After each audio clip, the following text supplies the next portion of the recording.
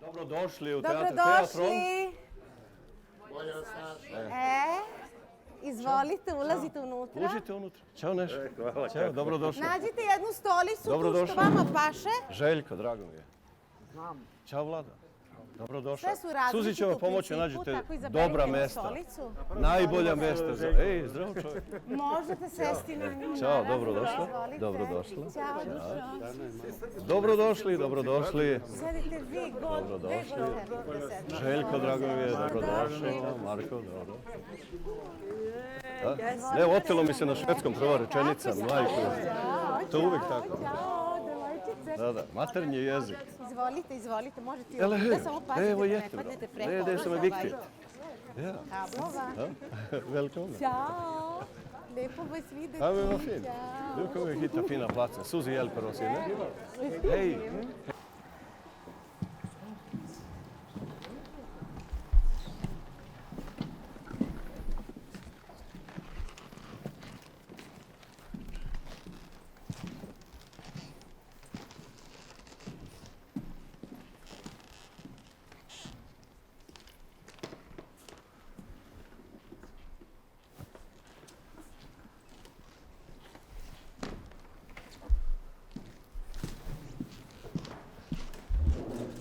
Ja sam rođen u jednom malom gradu u Sremu koji se zove Ruma. Još za vreme one bivše nam Jugoslavije. Moji roditelji su nakon Drugog svjetskog rata naselili u Vojvodinu, u Banat i severozapadne Bosne. Išli su, putovali Titovim vozom. A taj Titov voz se zvao Titov voz bez voznog reda. Nije bilo nikakvog reda vožnje. Izgledalo je kao da transportuju životinje u tim starim stočnim vagonima. I oni nikad nisu znali kad će voz da krene, a kad će voz da stane. Željko, herregud, ta ni ljuset, vad är det som händer? Va? Šta bi ovo? Samo malo. Željko, Šta se desilo? Sale, šta je bilo? šta je bilo, Sale? Idem da vidim šta je. Herregud, Željko, Det var inte jag vet men vad är det vad som- okej? Jesi jo redo? Šta je bilo? Okej. Bože, dragi. Herregud, är det okej, älskling? Ja, det är okej. Jag släcker ljuset. Va? Herregud. Var är människan? Ha? Var? Šta je bilo? Nisam ja ništa uradio pogrešno. Kako nisi Ja ništa sam- uradio? Pa šta je bilo? Pa ne znam. Pa ne možemo ovako. A ljudi su tu, vidiš. Pa dobro je, pa šta? Šta da radimo? Moramo nastaviti. Okej. Ajde, uzmi stolicu, onu tamo. Ajde. Radi. Ajde, kom igen. Onu stolicu uzmi, meni daj tu. Važi, ajde, okej. Alko molim se, samo polako. Alla människor. Jo, kom igen nu. Bože, dragi. Stalno nešto. Znovu. Där nere vid stolen, Željko. Kom igen nu. Ajde, tamo sam. Ajde. Samo polako da ne padneš. Tamo, odi do one stative tamo, važi? Ajde. Bože, dragi, šta bi... Da shvatim, šta je bilo?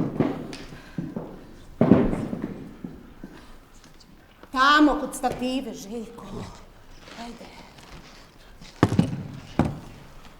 Okej? Čekaj da vidimo ovdje šta se... Željko ide tu. Så. 1, 2, 3, där ska se om vi kan få upp det här. Så, va? Ja. Nu så. Super. Jag ser inga.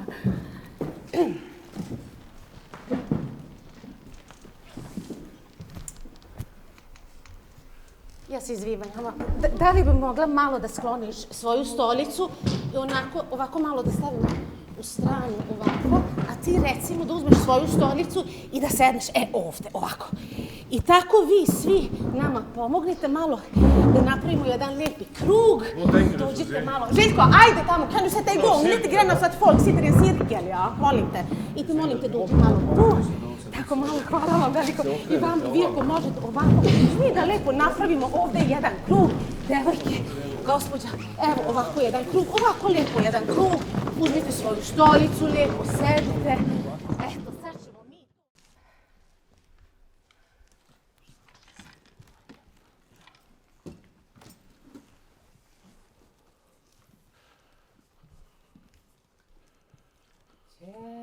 Gelem,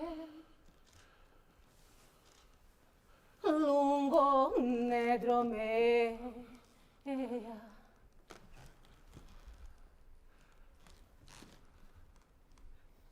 Malagilem, shukare,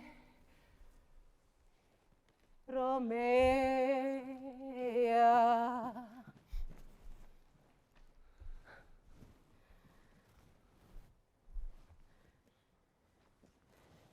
Gelem, gelem, lungo nedro mea.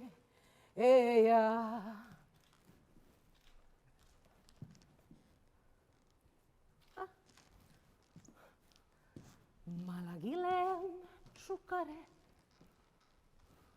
Romea.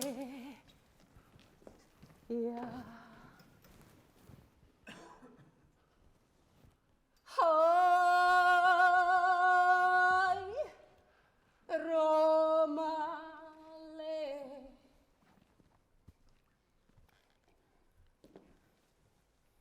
Hai, Chavale.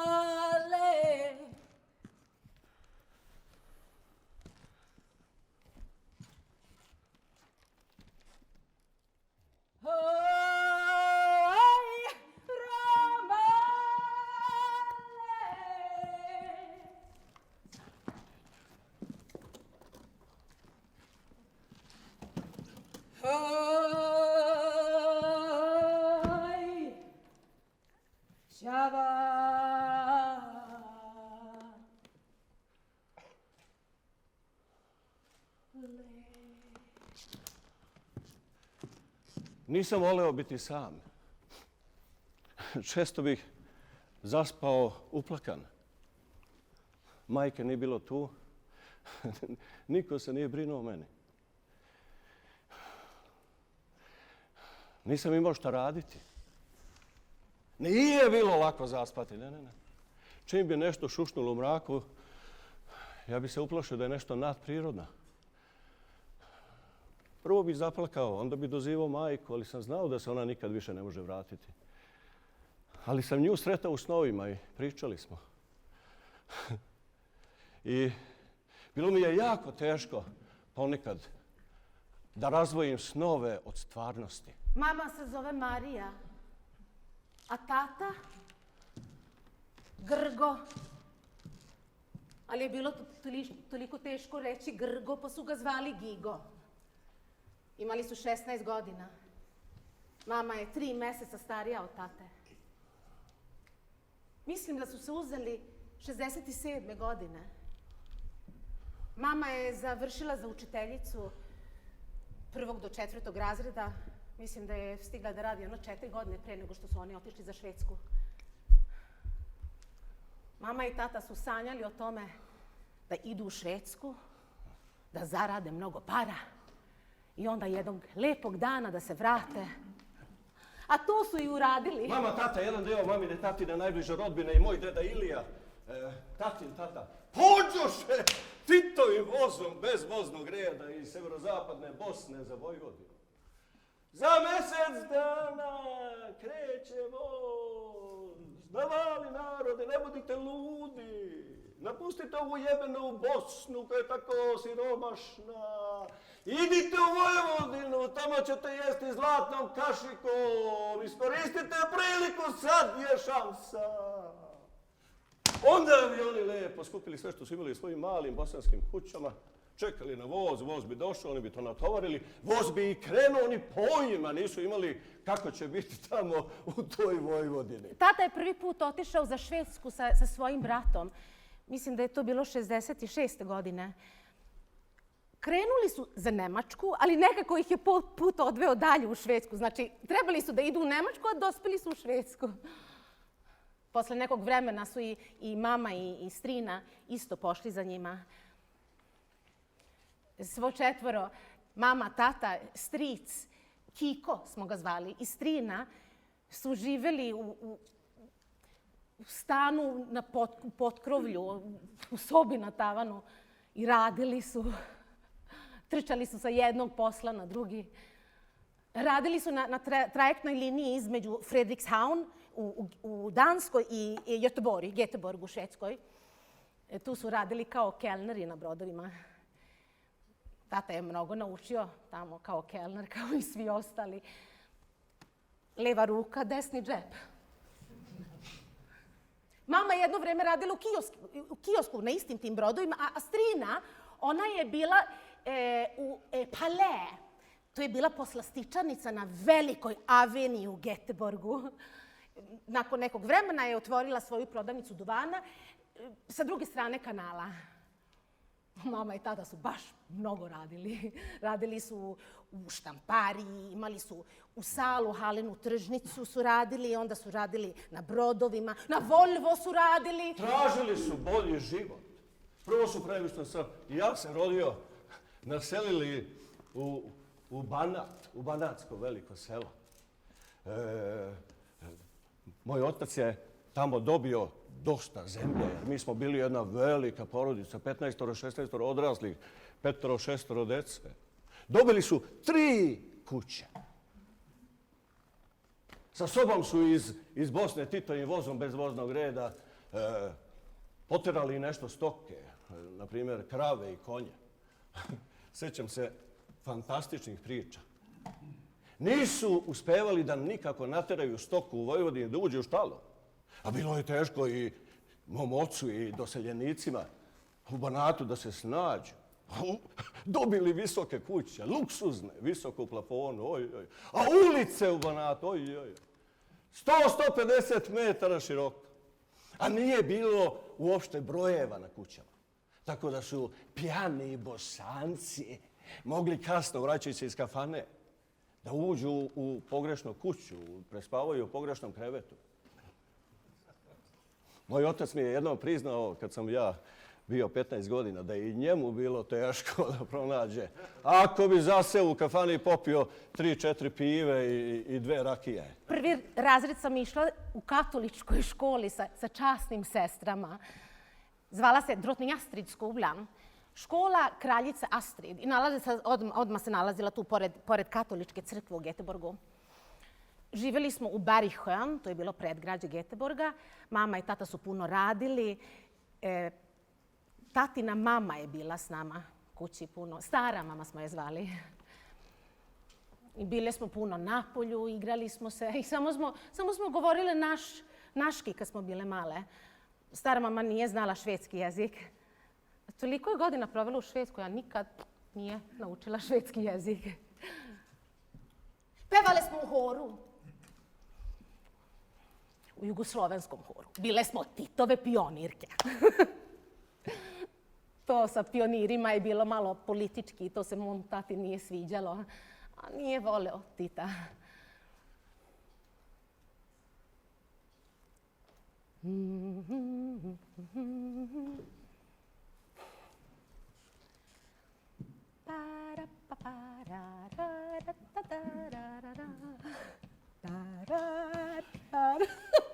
Bio je protiv Tita i čitavog sistema u Jugoslaviji. Jugoslavio, borba te rodila, o Jugoslavio, narod te slavio, ljubav te zemljo naša napojila, budi ponosna, Jugoslavija, ovaj ja älskade Göteborg. Kako sam ja volela taj Göteborg. Joj, kad si se šeto niz Avenue, osjećao si miris da si u Velegradu i puls, i viđao si ljude svugde. Joj, kako sam to volela, Bože dragi! Ja nisam baš siguran da su se mamini i tatini snovi ostvarili u toj takvoj Jugoslaviji. Ali to što je moj otac uradio kad je doselio u moj rodni grad Rumu, bilo je da je rešio da se školuje. Radio je kao običan fizički radnik u gumari u Rumi. Ali je posle posla išao da se školuje. Bilo je radnički univerzitet. Išao je od 5 uveče, posle posla. To je njemu učinilo da je nakon 6 mjeseci počeo da radi kao pomoćnik magacinera u istoj toj fabrici u gumari u Rumi. Jer on je sad, pazi, nije više bio proces u proizvodnje. Ne. On je mogao onako, znaš, da odmara, da ih posmatra sa strane, da seiri. Jer on je znao odjednom, naučio ulaze i izlaze, naučio da pravi budžet. To je najteže, budžet. To je on naučio na radničkom univerzitetu tih 6 mjeseci. To su bili krajnje praktični kursevi koje je moj otac pohađao. Onda sam se rodio ja. 1965. godine u Rumi.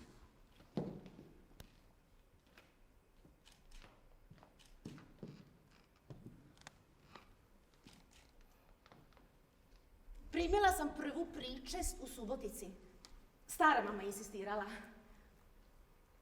Nisam baš znala puno što se tiče toga, samo sam znala da je to nešto bilo što sam trebala da uradim i da je stara mama insistirala. Mama i tata baš nisu bili nešto aktivni u crkvi. Stara mama je imala veze tamo, poznavala je časne sestre i tamo je išla u crkvu svake nedelje, tako da je nekako bilo prirodno da to uradim u Subotici. Išla sam na veronauk i tu sam trebala da naučim to što piše u Bibliji, a pogotovo da molim Boga. Zdravo Marijo, milosti puno Gospodin, s tobom blažena ti jesi među ženama, to i očenaš. Očenaš koji jesi na vesima. To je sve bilo na hrvatskom jeziku.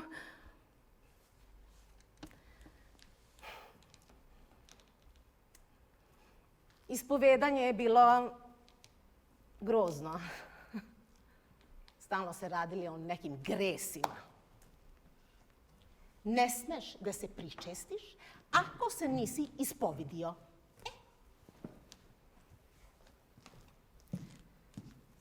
Tako da se ja nikada ne pričestim. Zašto bi? Pa nisam ja neki vernik. Otac je voleo da čita novine, to se sjećam. Imao je sa sobom 20 knjiga čitavog života. Držao ih je u nekakvom drvenom sanduku. Bilo je nešto mistično sa tim sandukom. Stalno ga je zaključavao. To je u stvari bio drveni sanduk, kofer, ja bih rekao, malo ovako savijen sa strane i odozgo ručka. Mora da ga je pronašao kad je ušao u neku švapsku kuću u Banatu. Mora da je bilo nemačke proizvodnje. Jer tamo unutra on je čuvao svoje važne papire, nije imao skoro nikakvih porodičnih slika i tako dalje, ali tamo on imao svoje knjige. Ja, kao mali dečko, a njegov sin, nisam baš imao prilaz tom koferu. Zaključavao ga je sa pravim katancem. Ja sam primetio da je njemu jako važno da je to zaključano i da on nosi ključ oko vrata.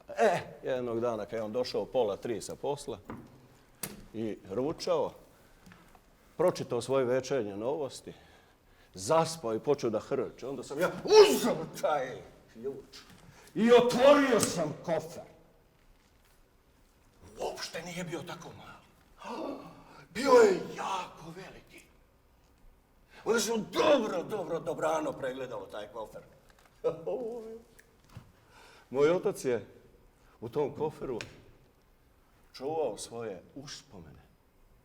Nekoliko slika porodice i svoje knjige. Mama, tata, Kiko i strina su saznali preko oglasa u novinama da se na jugu Švedske izdaje neki hotel i restoran.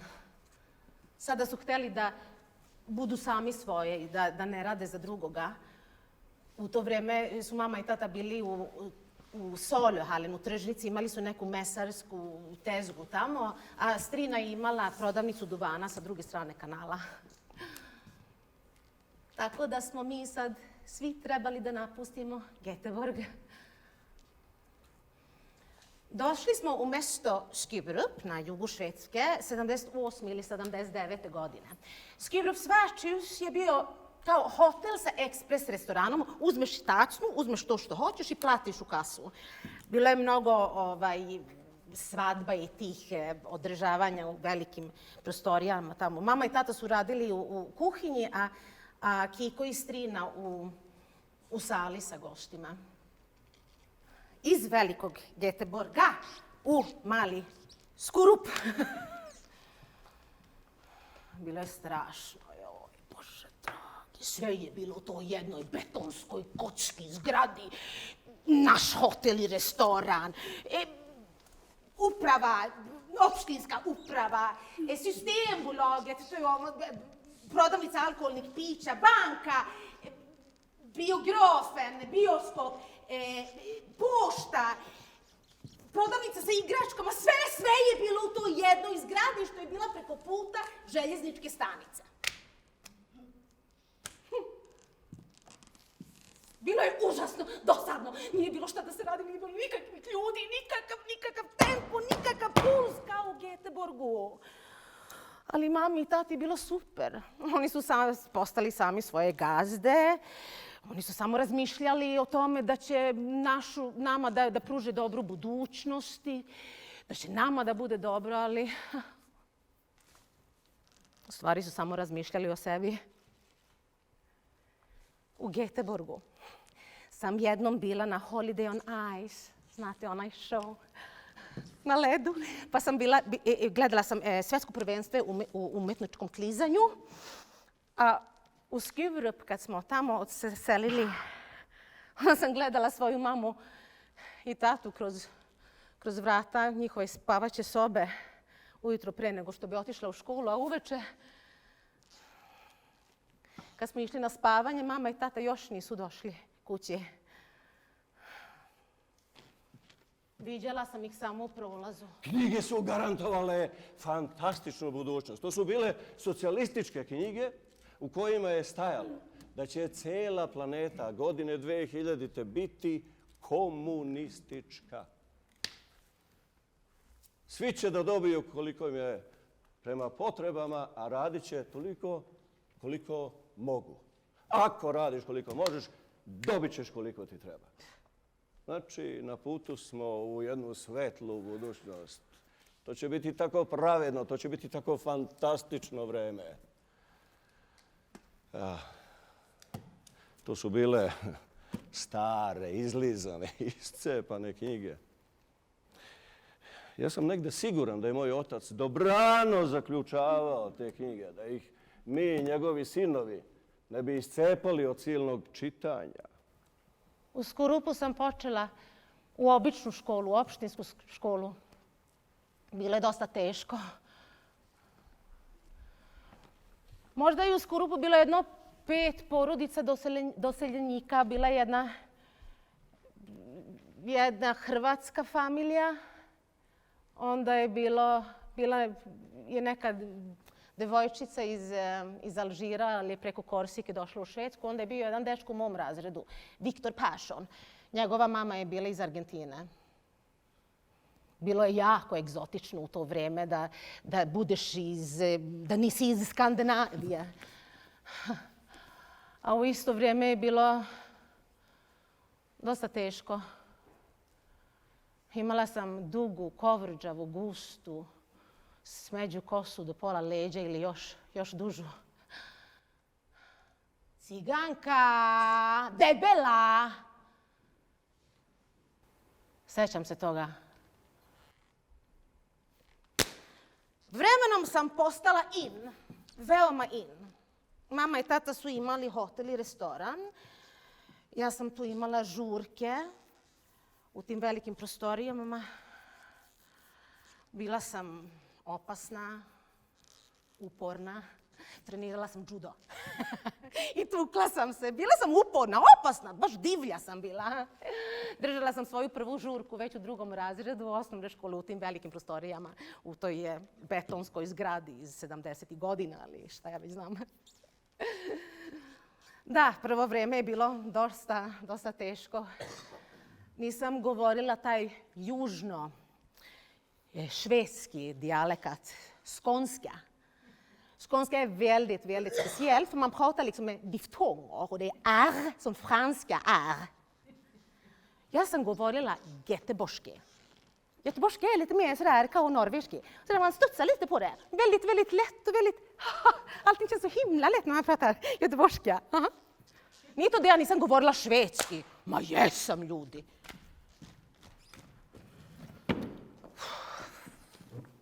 Vremenom su mama, tata, Kiko i strina saznali da se jedan restoran 23 km istočno od Skurupa, gde smo mi živjeli, na Baltičkoj obali u Istadu, Sandskogens värdshus se zvao, da je on bio naprodaj. Jer to je bila jedna stara vila, stari pansion iz početkom prošlog veka, mislim. Tu su preuredili to i napravili su restoran sa srednje evropskom kuhinjom. Bilo je prelepo. Baš su se trudili i stekli fantastičnu reputaciju. Postali jako dobri ugostitelji.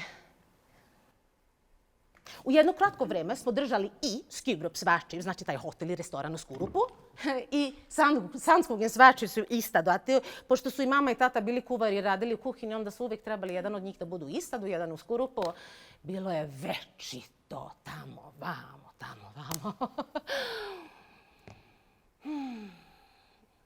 Leto im je bila glavna sezona. Bila su to duga leta i dugi dani. Moja majka je umrla kad sam ja išao 3. razred osnovne škole. Cijela porodica je postala najedanput izgubljena porodica. Ona je umrla tako mlada. Ja sam bio 8,5 godina. A tata, otac, on se potpuno pogubio. Na sahrani majke mi je rekao: Željko, ja nisam računao s ovim. Negde istovremeno saznao sam da će mene i nekolicinu još prebaciti u razred sa decom sa sela iz Stojanovaca kod Rume. Naime, do tada nikad nisu mešali, spajali đake, učenike iz grada Rume i iz tih sela. A sad su odlučili da me prebace u jedan razred sa decom sa sela. Mogu ja tu sedeti ili kod vas? Hvala. Tamo je bilo! Mnogo lošiji kvalitet znanja, higijene, čega god hoćeš. Kako je majka umrla, ceo život mi je krenuo nizbrdicom. Počeo sam da tonem, a eto, sad se isto to počelo dešavati i u školi. Ne sjećam se tačno kada se prvi put sve desilo. Znam da je bilo u Jugoslaviji. Imala sam oko 14 godina. Ne znam da li je bila zima ili leto. Uglavnom, bili smo stara mama, ja i tata. Neki su policajci došli kući kod nas i tražili su tatin pasoš. Mi smo pitali šta se desilo. Kažu da su uhapsili tatu.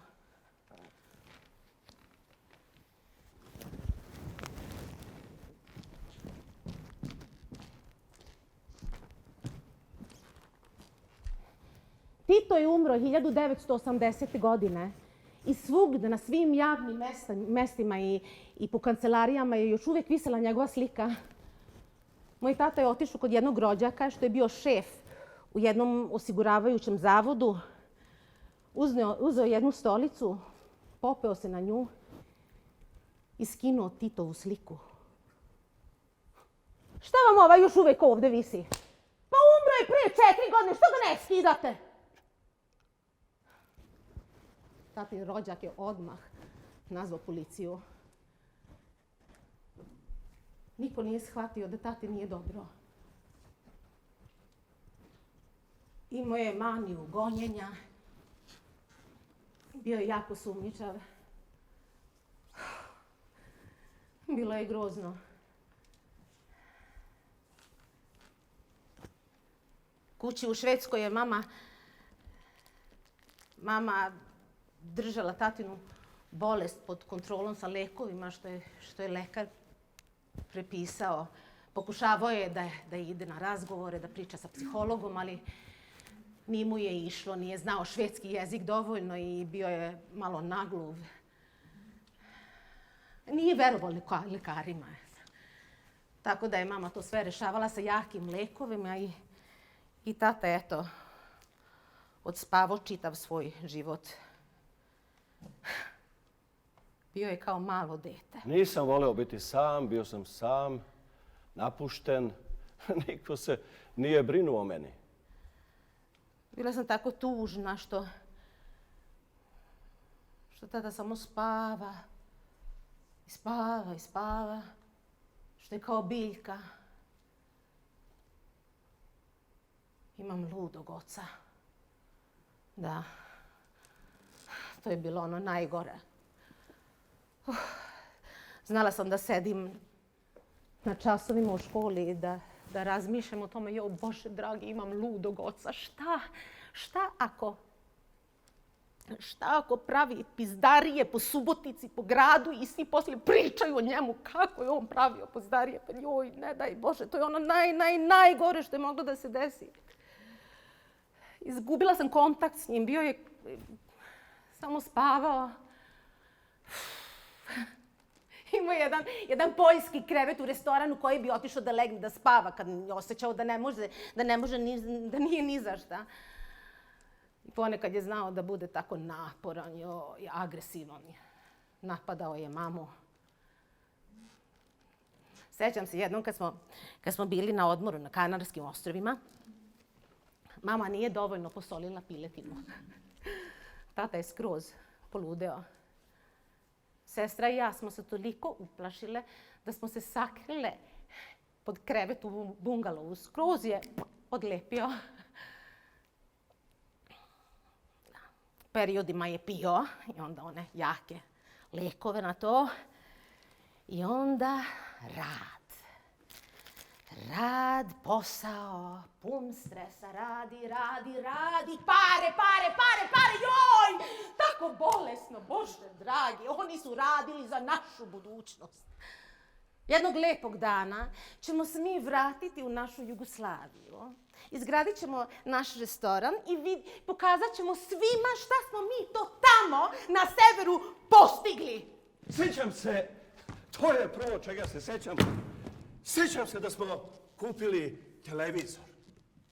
To je jedno od lepih sjećanja iz mog djetinjstva, da je jedan crno-beli TV aparat ušao u kuhinju i dnevnu sobu. Imali smo kuhinju i dnevnu sobu u istom prostoru. Živjeli smo dosta skromno. To je bio moj prvi televizor u mom životu. Imali smo mi radioaparate, kako da ne. Imali smo ranije jedan jako lep, velik radioaparat. Ne sjećam se tačno koje marke je bio. Nešto je stajalo RR gore desno, a spreda su stajala imena raznoraznih radiostanica s leve strane si imao dugme da podešavaš ton. A s desna su se navijale ili nariktavale skazaljke radioaparata. Sjećam se da sam obožavao da slušam radio Luksemburg. Bilo je, sjećam se, 2-3 kanala Radio Luksemburg. Prvi, drugi, treći, Ali mama i tata bi uvek navijali nazad s kazaljku radio aparata na Radio Beograd, prvi program, pa tamo je bila njihova ćirilica, izvorna narodna muzika. Onda bi ja ponovo navijao na nešto drugo, na klasiku, na radio Beč, Berlin, Luksemburg. Ne znam ni sam zašto sam to uopšte radio. Jednog dana je moj najstariji brat, koji je bio 17-18 godina stariji od mene i počeo da radi u obližnjoj fabrici kožari. Došao kući sa TV aparatom, kupio čovjek televizor od prve plate na kredit. Ja nisam nikako mogao da se nagledam televizije. Kako smo kupili televizor, ja nisam uopšte bio prisutan u školi. Mislim, bio sam ja fizički u školi, sedeo u klupi tamo u razredu, ali inače... Tad sam išao u 3. razred i bilo mi je veoma impozantno da te crno-bele slike, pokretne slike sa crno-belog aparata, nikako nisu štimale sa mojim slikama u boji i stvarnosti. Išao sam 3. razred, sećam se, osnovne škole i Veljko Dugošević u Rumi i išao bi 4-5 kilometara pešačio od centra do Tivola, gdje smo mi, doseljenici iz Podgrmeča, živeli.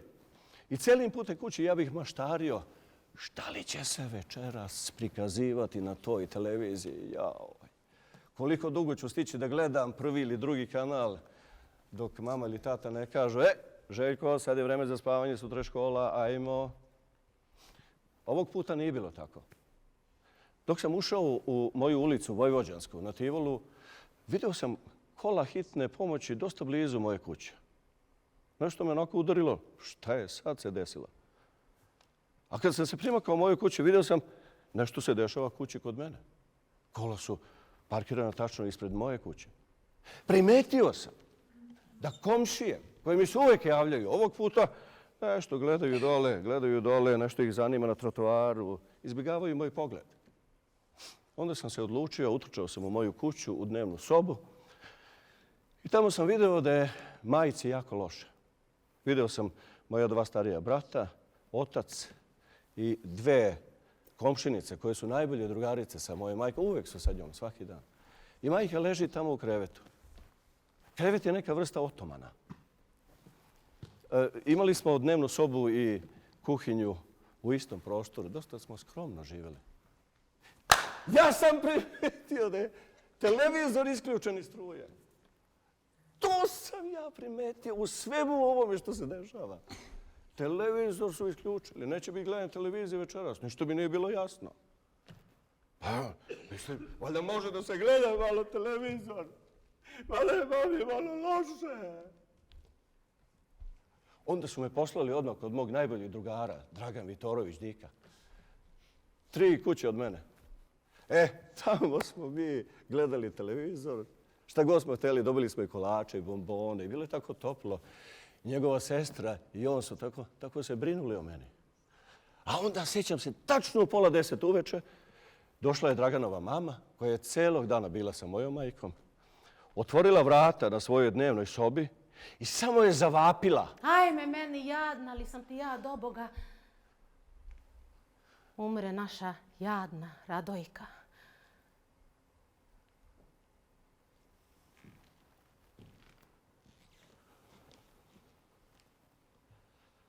Dimitrio,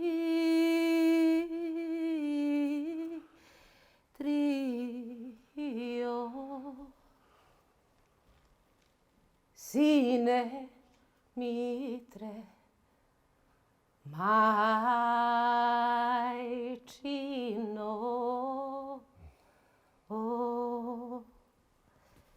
jedinče.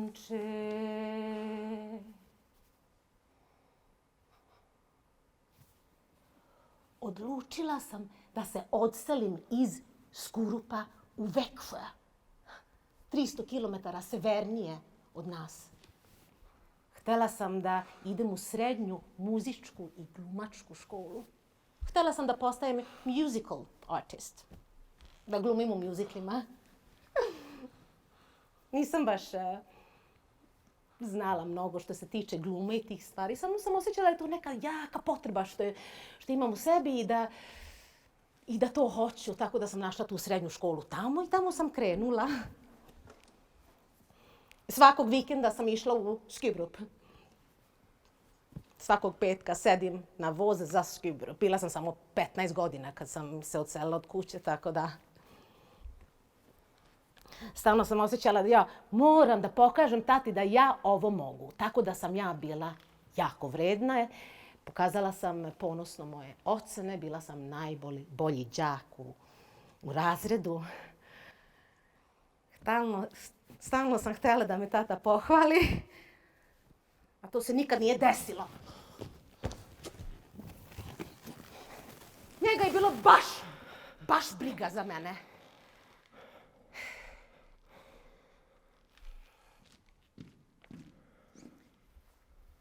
Imali smo restoran u Istadu na Baltičkoj obali 10 godina otprilike.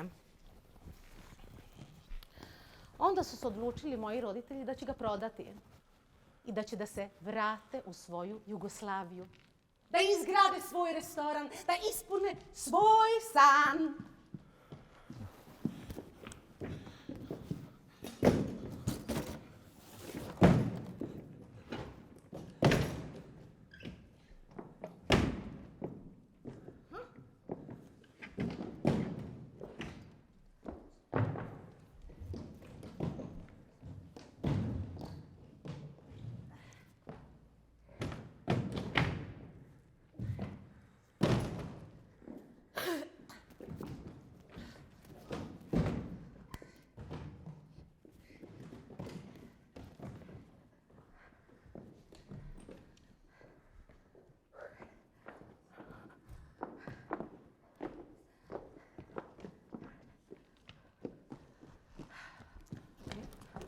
Sve od nule.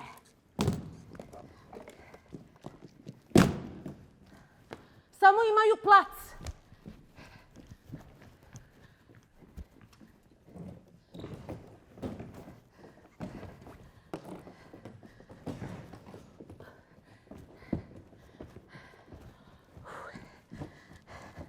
Na njemu, na tom placu, jedna stara kuća. Koju sruše.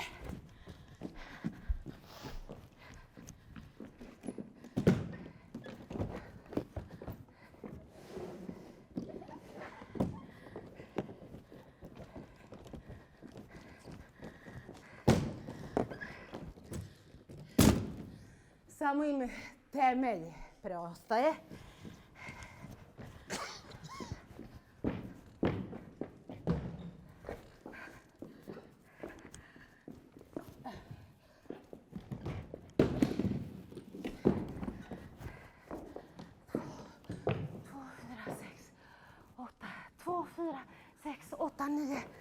Här till 10.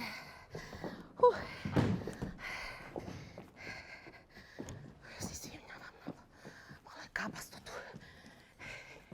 I na tom temelju izgrade sve. Od Vardara pa do Triglava. Od Đerdapa pa do Jadrana. Kao niska sjajnog Đerdana. Uvijek si mi draga bila, domovino moja mila, Jugoslavio. Jugoslavio. Uvijek si mi draga bila, domovino moja mila, Jugoslavio, Jugoslavio. Para pa pa para para para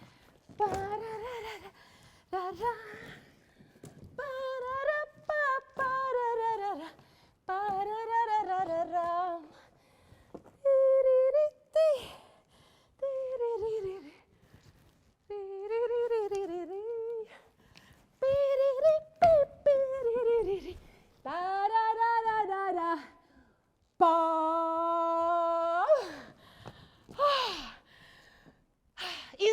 svoj restoran na Palići kod Subotice, u Vojvodini, u Srbiji, u Jugoslaviji.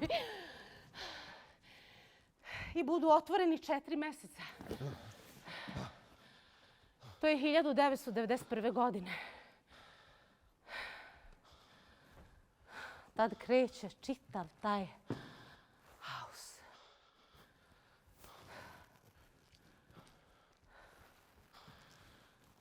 Zatvore svoj restoran.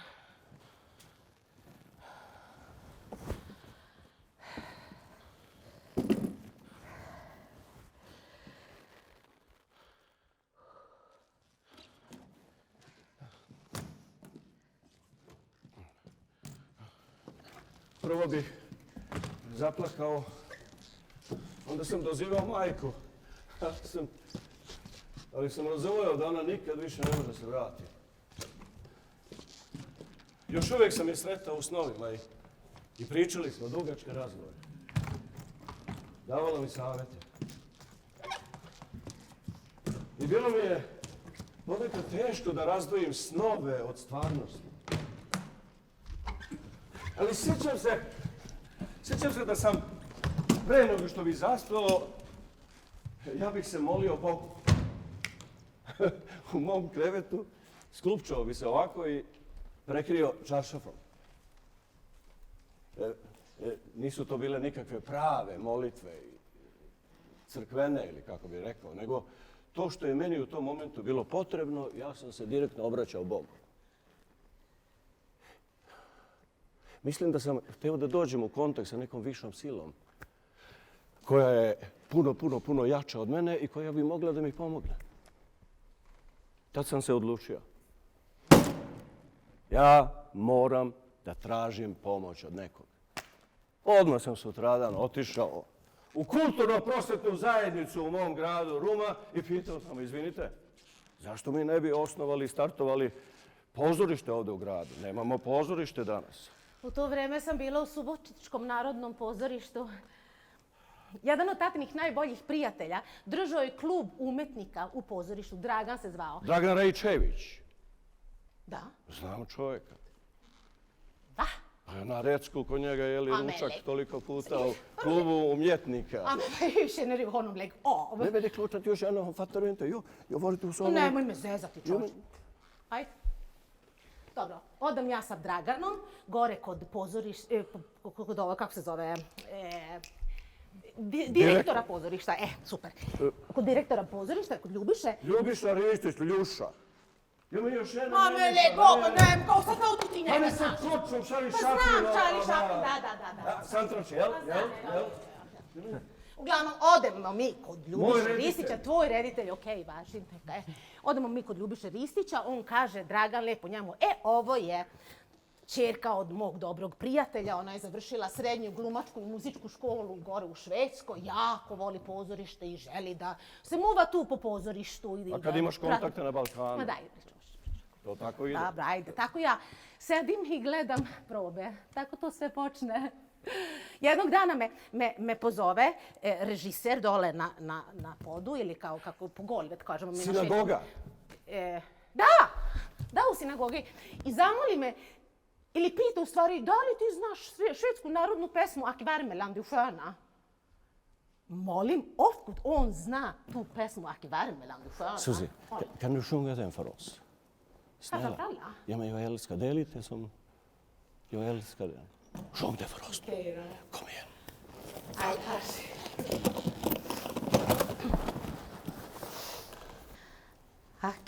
Ack Värmeland du sköna, du härliga land. Du krona bland Svea rikes länder. Och kommer jag mitt i det förlovade land, till Värmland jag ändock återvänder. Ja, där vill jag leva, ja, där vill jag dö. Om en gång ifrån Värmland jag tar Så vet jag att aldrig jag mig ångrar. Da, to je pesma koju posle koristimo u predstavi što radimo, a to je jedna predstava kako se kaže, Varkenove. Delo Janoša Siverija. Delo Janoš Siverija, on je jedan mladi mađarski pesnik iz mog grada Subotice. Da, to bude moje prvo, pravilno, profesionalno nastupanje. Joj, kako je lepo, fantastično, poetično. Kratko vreme ostanem u Subotici, 1,5 dana otprilike. Onda konkurišem na akademiju u Sarajevu u junu 1991. godine. Ne prime tada nikoga. Mislim da je u oktobru ili u novembru sve puklo. U istočnoj Slavoniji, ako se ne varam. Nekoliko mjeseci ranije, početkom 1982. ili krajem 1982. bili smo svi iz Rume autobusom išli u Beograd da vidimo hrvatskog Fausta Slobodana Šnajdera u velikom jugoslovenskom dramskom pozorištu. Prvi put u pravom pozorištu. U tom delu se radi o fašizmu u Hrvatskoj tokom Drugog svjetskog rata i on, Hrvat Slobodan Šnajder, je dramaturg koji je preradio, dramatizovao Goetheovog Fausta. Jebote, zar je moguće da takva sloboda postoji u pozorištu da ti to možeš da uradiš? Ja sam skroz bio opčinjen tim. Bio sam opčinjen svim mirisima koji sam osjetio u toj posjeti pozorištu. I svime što sam tada tamo doživeo. Osjetio sam nekako neverovatnu jasnoću. Ovo ja želim da radim. To ja hoću da budem. Vidio sam mene tamo direktno kao glumca. Ovdje dolazi glumac, ja sam glumac, mogu da glumim kofer, mogu da glumim lampu, mogu da glumim stolicu, mogu da glumim šta god. Ja želim. U školi nisam uopšte brinuo se o tim stvarima, ocenama. To me uopšte ocene nisu zanimale, bilo me baš briga. Kući mi niko nije teo tad ništa da pomogne. Moje 2 starija brata već su bili polukriminalci. Jedan se po kafanama tukao, naručili bi masu, onda ne bi teli da plate. Rekli bi gazdi da gazda plaća. Gazda rekao zvaću policiju. Dok bi policija došla, oni bi rasturili celu kafanu. A ovaj drugi, on je bio DJ kod Ponje u Sremu, tamo prvak DJ kao, u Sremu prva diskoteka. Uzimao pare, a paurujem sa pivom, znaš. A otac, on je bio u najboljim godinama, tako da se on odlučio, našao je novu ženu i oženio se ponovo. Tad sam se ja odlučio. Ja moram sad nešto da pokrenem. Odmah sam otišao u kulturno-prosvetnu zajednicu Socijalističke federativne Republike Jugoslavije u mom rodnom gradu Rumi i tamo sam trebao da razgovaram sa načelnikom za kulturu, zvao se Đorđe Dejić. Predavao nam je matematiku, ali odjednom se iznenada angažao na lokalnom nivou u komunističkoj partiji. Postao načelnik za kulturu.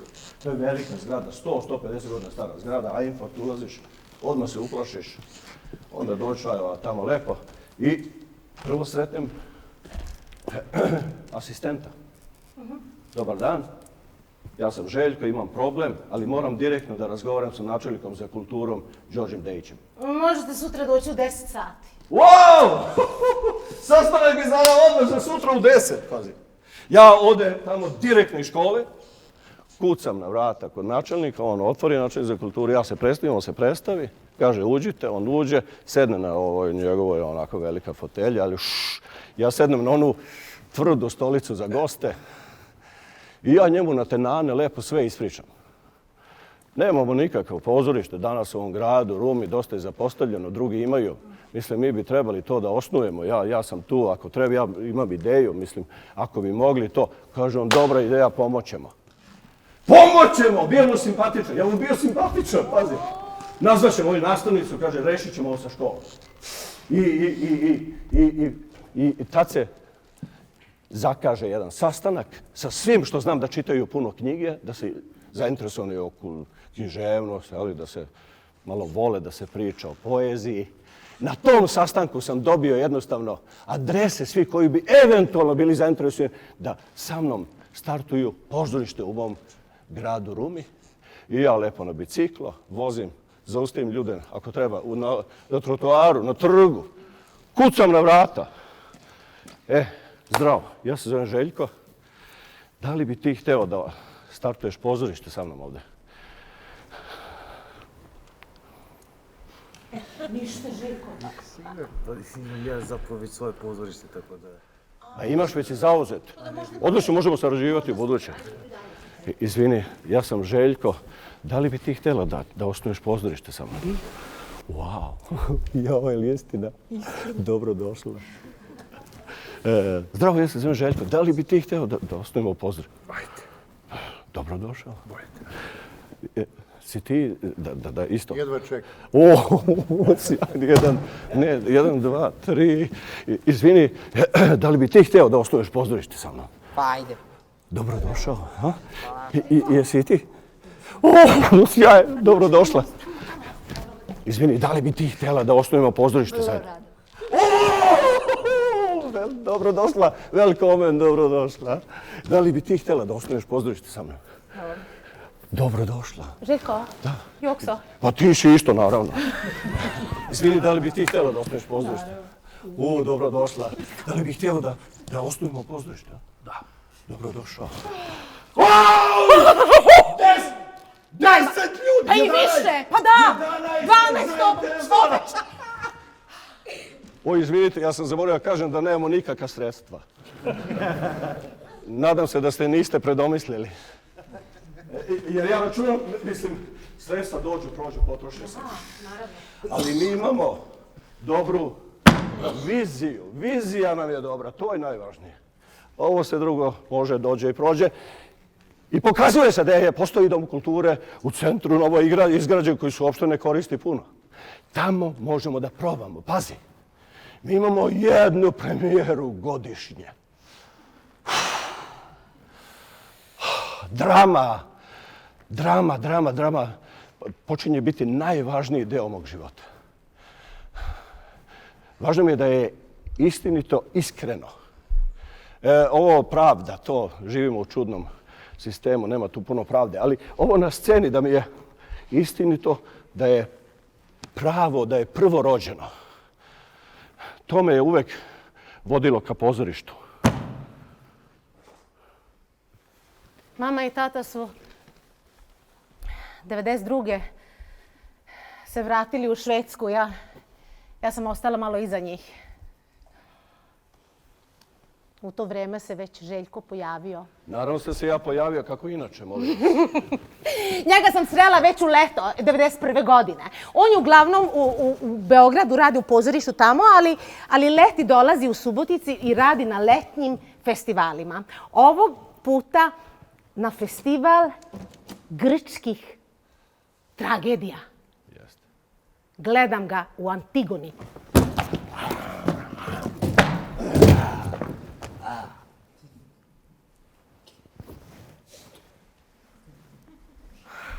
Tako je čudno, jezivo.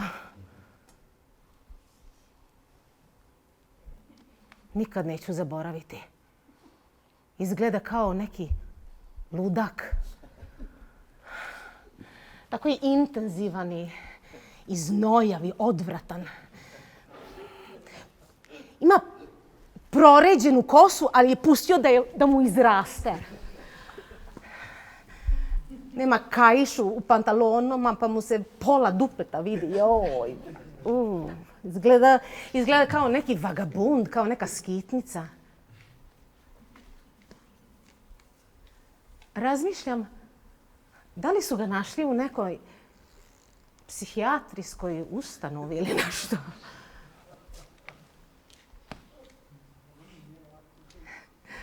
Neću nikad zaboraviti. Šta kažeš? A? Kaže, nije mi lako. Ajde, požuri. A ni meni, dobro je. Nikad neću zaboraviti naš prvi susret. To je posle te predstave Antigona. Ja sedim u klubu, pričam sa Draganom, sa tatinim drugarom što drži klub umetnika.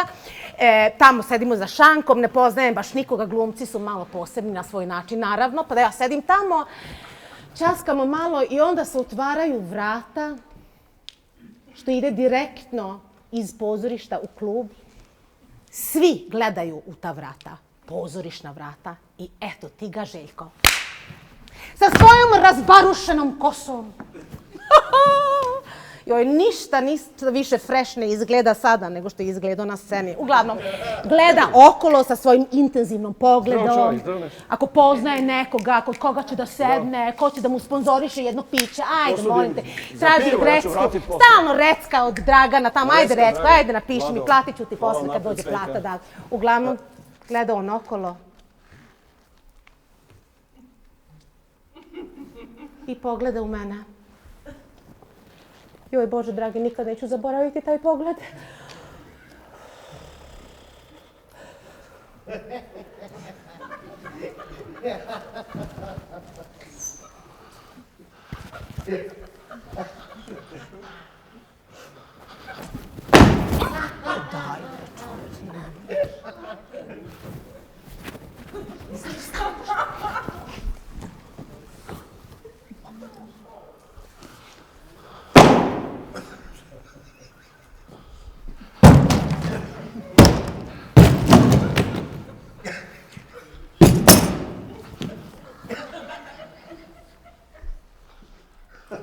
Bili smo ubeđeni da pozorište može da promeni svet. Zato smo odlučili da se bavimo pozorištem, da mu poklonimo naše živote.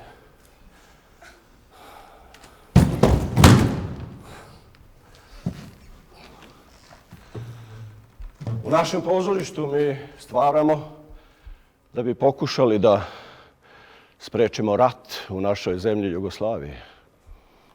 U našem pozorištu glume svi glumci na svom jeziku.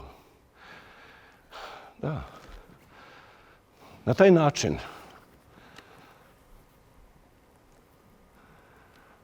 način naše predstave, naše probe postaju na jedan način organski produžetak i nastavak života koji mi svi živimo izvan pozorišta.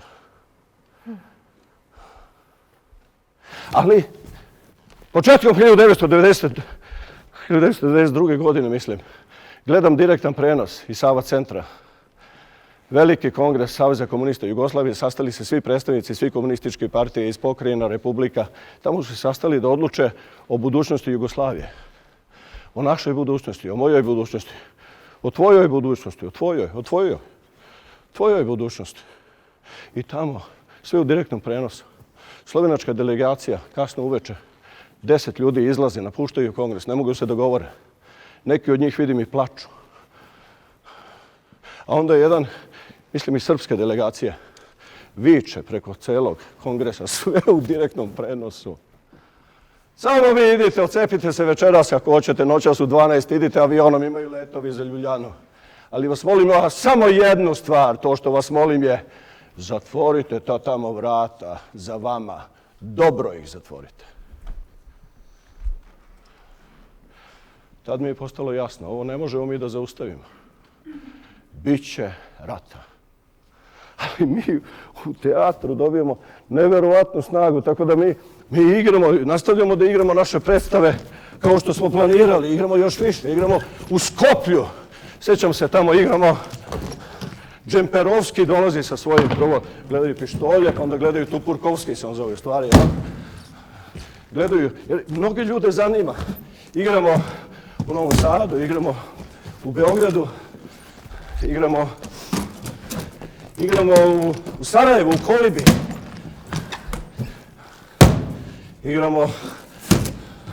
Igramo u Sarajevu 3 predstave ili 2, ako se dobro sećam. Zato što postoji veliko interesovanje. Svi bi da čuju šta ima pozorište da kaže o tome što se dešava sa nama i sa našom domovinom. U Sarajevu igramo samo 3 meseca pre nego što izbija rat. Onda mu se pogled zaustavi u mene. Wow. Joj, baš je uf. Razmišljam sad, da li je on lud ili je samo dobar glumac? Dobar glumac, zar ne? Dobro. Približi se mom stolu. Šanku, stvari.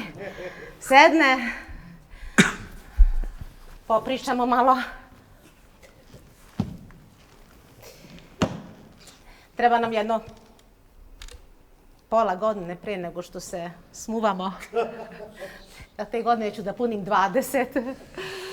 Joj, tako sam mlada, Željko, treba mi vremena. Dobro.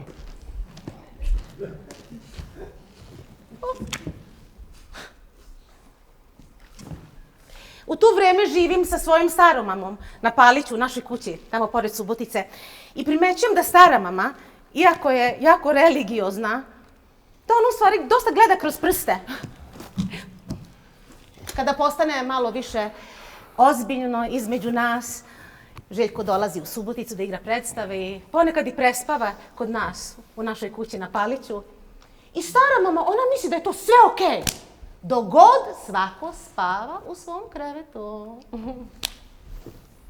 Ponekad dođe mamin tata, moj deda, tatuš, dolazi kod nas, ujutro rano pije kafu sa starom mamom, treba da joj pomaže nešto u bašti. Baš su dobri prijatelji postali, imaju mnogo čemu da pričaju. Uglavnom, uvijek kad treba tatuš da dođe, stara mama kaže... Suzi, gledaj da Željko ne iziđe kad je tatuš ode i pomaže mi u bašči. Nije dobro da tatuš vidi da je Željko ode spavo. Naroče divani.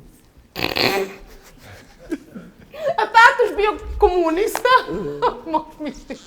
A stara mama ima veliko srce. Da. I shvatim da je to religija u sebi. Imati jedno veliko srce. Vidjeti ljude oko sebe kakvi zapravo jesu. Pružiti svakom ruku, to. Istovremeno, u pozorištu jednom počinju da postavljaju pitanja etničke pripadnosti. Koje etničkoj grupi pripada taj ili taj?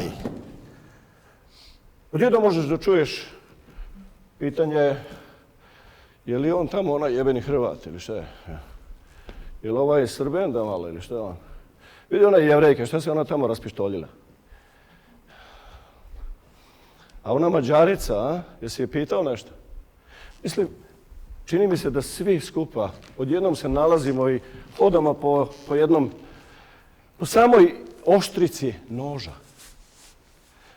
Jednog dana je to sve, svi se smeju, što je dobar vid, šala, doskočica, a? Ali drugog dana svi su ozbiljni, nadrkani, nervozni. Naprimjer, imao sam fantastičnu saradnju sa jako darovitim, talentovanim glumcima iz mađarske grupe u pozorištu u Subotici. Ali jednog dana su odjednom počeli da me izbjegavaju.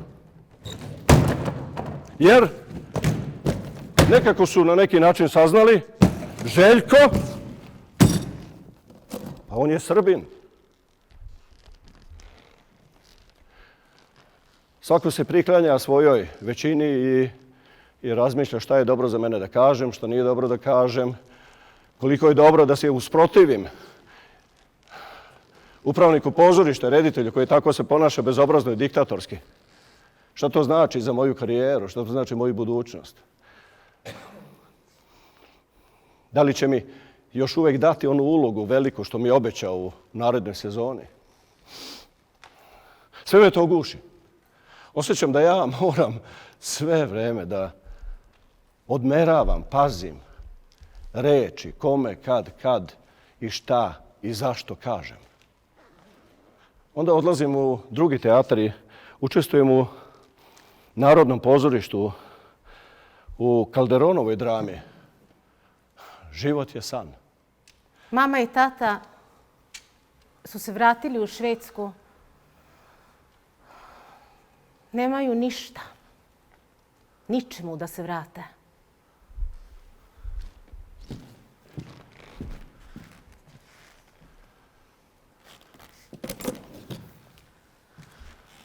Godinu dana kasnije odlučim i ja da se vratim za Švedsku. Jednog dana čitam u Ninu u novostima da i moj reditelj će da sarađuje sa nacionalističkim vođama. Ceo svet mi se sruši. Sve.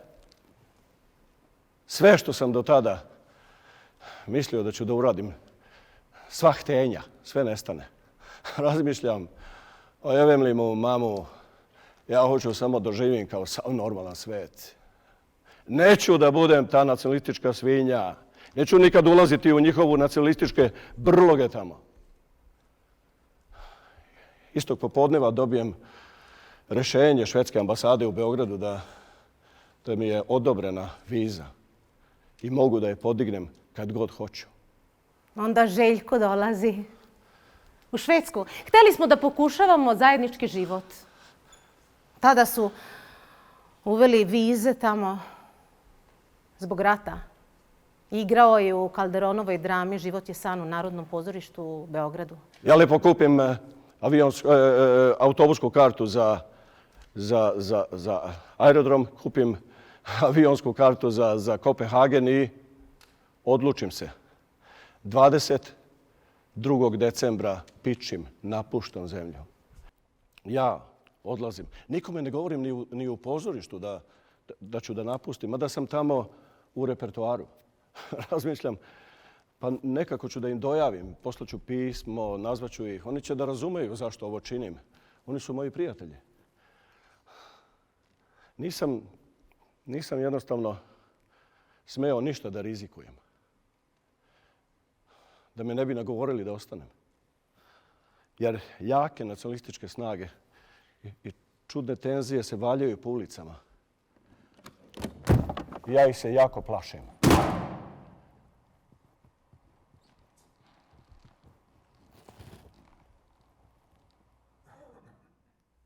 Gelem, gelem, lungo nedromeja.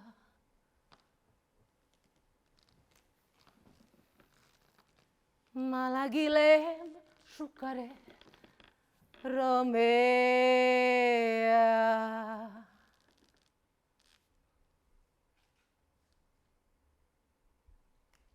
Gelem, gelem, lungo nedromeja.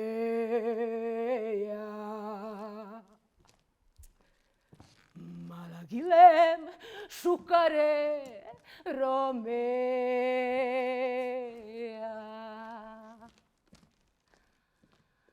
Aj,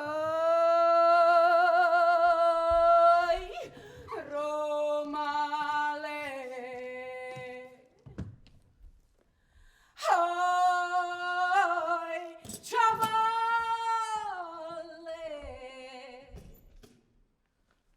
Aj, Romale.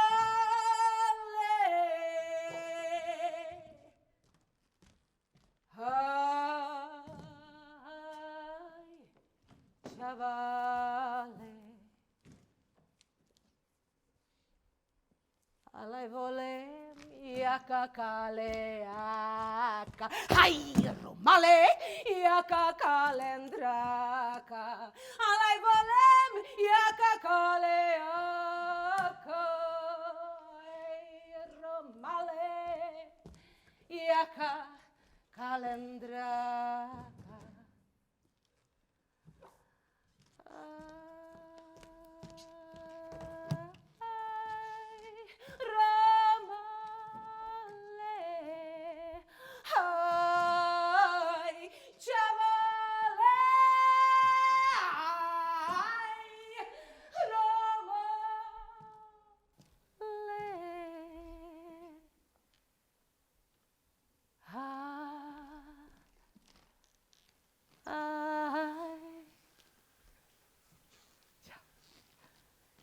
ćava.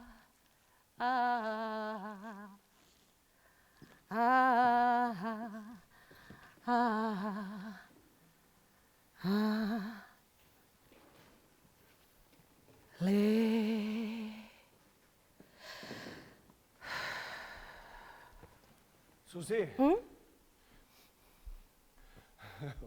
šta ćemo mi, ti i ja, da ispričamo našoj deci? Ja znam, majke nema više.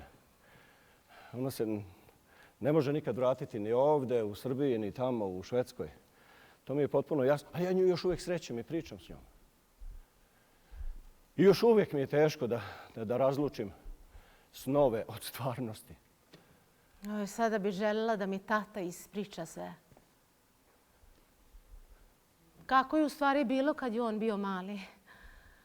Joj, kako bi voljela da čujem to od njega. Ako ja ne znam ko sam ja, šta ću onda da ispričam našoj deci?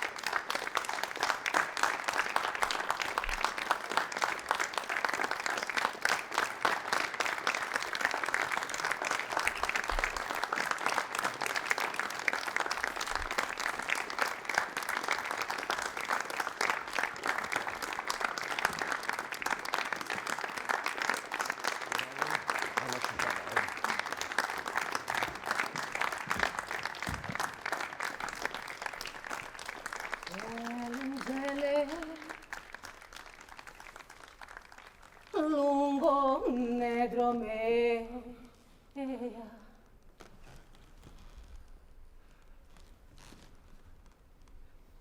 Malagilem șucare Romea.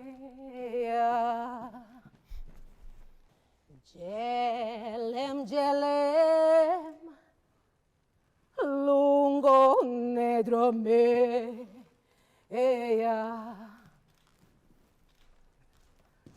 Malagilem șucare Romea.